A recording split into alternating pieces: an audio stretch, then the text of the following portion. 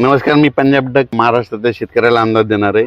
तर मला शेतकऱ्याचे खूप फोन आले की आपल्या महाराष्ट्रात खूप पाऊस चालू आहे, मग कधी उघडणार आहे। तर सर्वप्रथम महाराष्ट्रातल्या शेतकऱ्यासाठी आनंदाची बातमी। आपल्या महाराष्ट्रामध्ये तुम्हाला सांगू इच्छितो 29 तारखेला उद्या दुपारनंतर चांगलं सूर्यदर्शन होणार आहे, पाऊस देखील उघडणार आहे। म्हणून सर्वप्रथम ही आनंदाची बातमी आणि लगेच महाराष्ट्रातला देखील पावसाचा जोर कमी होणार आहे। म्हणून सर्वप्रथम हे एक महाराष्ट्रातल्या शेतकऱ्यांनी लक्षात घेतलं। राज्यातल्या सर्व शेतकऱ्याला सांगू इच्छितो की राज्यामध्ये फक्त आजच्या दिवस म्हणजे आज 28 आणि उद्या 29 तारखेपर्यंत राज्यात पावसाचं वातावरण आहे। म्हणून हे अंदाज लक्षात येतात। फक्त 28-29ला फक्त उत्तर महाराष्ट्राकडे जरा जास्त पाऊस राहणार आहे। उत्तर महाराष्ट्राकडे म्हणजे मुंबई पुणे नाशिक इगतपुरी निफाड चाळीसगाव नंदुरबार धुळे जळगाव तिकडे मात्र उद्याच्या दिवस मात्र पाऊस राहणार आहे। पण पूर्व विदर्भ 6 जिल्हे, पश्चिम विदर्भ 5 जिल्हे, मराठवाडा, पश्चिम महाराष्ट्र या ठिकाणचा जोर मात्र उद्याच्याला ओसरणार आहे। म्हणून सर्वप्रथम ह्या 4 विभागातल्या शेतकऱ्यांनी हा अंदाज लक्षात घ्यायचा।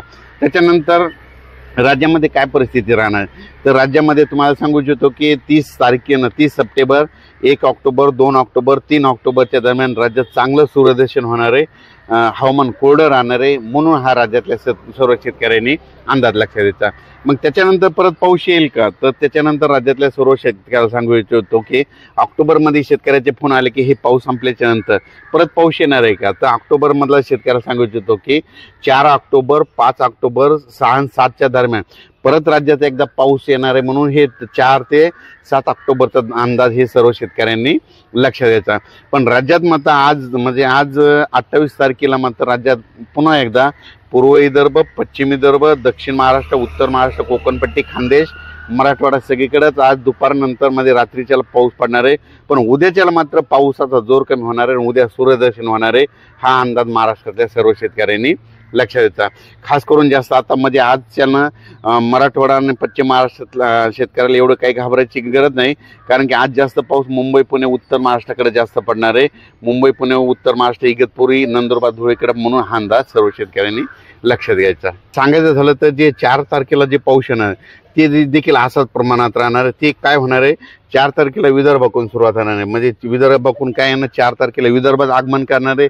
वर्धा, नागपूर, भंडारा, गोंदिया, चंद्रपूर, यवतमाळ, वाशिम तिथपर्यंत 4 तारखेला सुरुवात केली। 5ला तो पाऊस मराठवाड्याकडे येईल। 5, 6, 7ला परत तो पाऊस काय होईल, मुंबई पुणे नाशिक तिकडे जाणार आहे। त्याच्यानंतर 8 तारखेपासून परत 8 ऑक्टोबरपासून राज्यात सूर्यदर्शन होणार आहे, तिथून पाऊस निघून जाणार आहे। म्हणून हे अंदाज लक्षात घ्यायचा। आज काही ठिकाणी जाळी धुळी आली होती। जाळीमध्ये काय होतं, झाडावर जाळी पडतात, पिकावर जाळी पडतात। जाळी धुळी आल्याच्या नंतर कंप्लीट 12 दिवसाला पाऊस निघून जातो। आणि या वयाने तुम्हाला सांगतो आज पूर्णा तालुक्यामध्ये बऱ्याच ठिकाणी काय झालं, म्हणजे आजपासून कंप्लीट 12 दिवसाला पाऊस निघून जाणार हे संकेत आजच महाराष्ट्रातल्या शेतकऱ्यांना त्यांनी दिले। तर हिमाचल प्रदेश आणि केदारनाथला म्हणजे बऱ्याच शेतकऱ्याचे मला फोन आले की आम्ही केदारनाथला जाणार। तर तुम्हाला सांगतो महाराष्ट्रात जर कोणी असेल तर केदारनाथला तुम्ही काय करायचं, 5, 6, 7च्या दरम्यान जाऊ नका, कारण की केदारनाथकडे हिमाचल प्रदेशकडं उत्तराखंडमध्ये काय होणार आहे, 5, 6, 7मध्ये तिकडं ढगफुटी सदस्य पाऊस पडणार आहे, अतिमुसळधार पडणार, अतिवृष्टी होणार आहे। म्हणून तिकडं या 2-3 दिवस जाण्याचे टाळावे। नंतर गेलं तर काय हरकत नाही, पण सध्या तरी 5 ऑक्टोबर, 6 आणि 7च्या दरम्यान तुम्ही जाऊ नये। जे 4 तारखेला जे पाऊस येणार आहे ते सुरुवातीला विदर्भ होणार आहे।